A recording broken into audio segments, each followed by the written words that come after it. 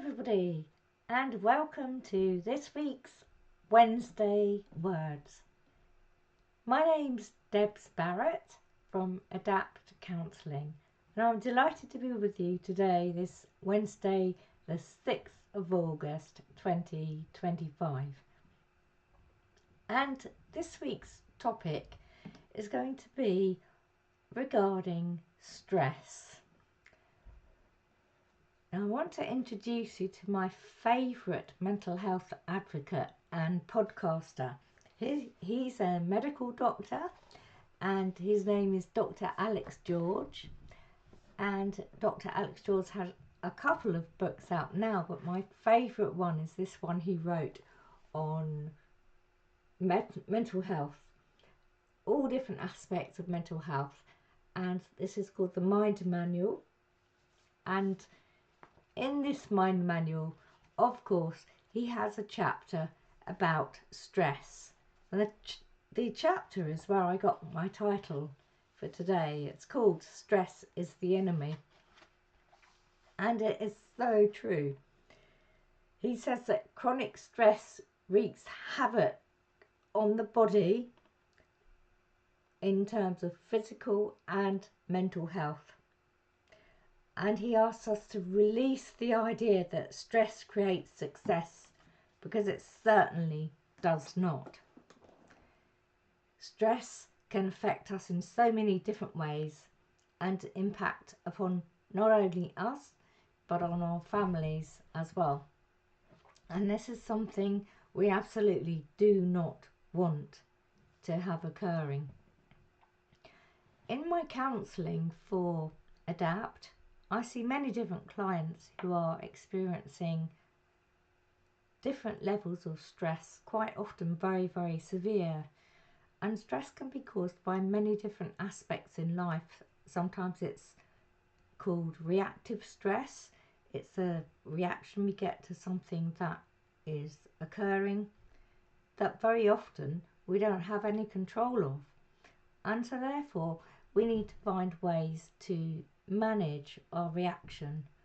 And people often say to me, well, it's just how it is, there's nothing I can do about it, I can't change it. No, we might not be able to change whatever it is that's happening around us and the circumstances that we're in, but there is something that we can change, and this is extremely powerful. And I wonder if you know what I'm going to say next. It is actually, we can change the way we think. And in turn, if we change the way we think, very often that impacts upon our behaviour, and then the consequences of how we're feeling will be different because our related behaviour is different. And I wonder if that makes any sense at all. I've mentioned reactionary stress. There's also the stress reaction that happens inside us called fight or flight response, which gets the adrenaline going, and this can have a real physical effect on our body. And it stems from millions of years ago when we were used to live in caves and we used to have to fight for food or run away from danger or a predator. Now we've moved on since then, and our brains are so clever, but in a way not so clever, because they don't realise that we no longer need that same response. I mean, how often do you come face to face with a bear as you're walking down the high street? Not very often, I imagine. Yet that's the reaction that our body gives us. Therefore, it's really important to learn that we do not need to react as if we're confronted by a bear in every situation that stresses us out. Because stress can be so serious that it can cause angina, heart attack, or even death. There are many other symptoms as well that are related to stress, not necessarily caused by it. For example, irritable bowel syndrome, all sorts of different things. And so really, really important then, if you are feeling stressed, one way of managing it is to actually talk to somebody about it. Counselling can be really helpful, but even if you're just speaking to a friend, it can make a huge difference. For those of us that may not see many people in a day, why not pick up the phone? Just talk.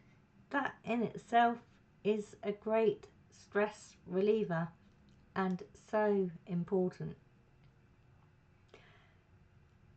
Another form of stress, and one I come across very often in the counselling room, seems to be connected with people losing their identity. And by that, I mean that very often they have such busy lives, caught up with family, children maybe, elderly parents, running around from A to B, doing this, that, housework, jobs, errands, that. Where do we stop and focus upon ourselves? Very often in these scenarios, we come bottom of the pile. And it may not be deliberate, may not be where we want to be, but it's actually where we end up. And if we keep running and running and running, eventually you can't run a car on empty. Eventually the body's going to stop. And that can have, as I said just now, incredibly serious implications. I want to impress upon you how important it is to take time for you each and every day, even if it's only starting with 5 minutes. Think, how am I? What is my body saying to me? Do I need to stop and take stock of what's going on in the moment? You owe it to yourself more than anything else, I promise you. And I'm here if you need to talk to me. Please do get in touch. And please like and subscribe this video. I only had 3 views of my last one. Boo boo. Thank you very much. Speak to you again next week. Bye bye.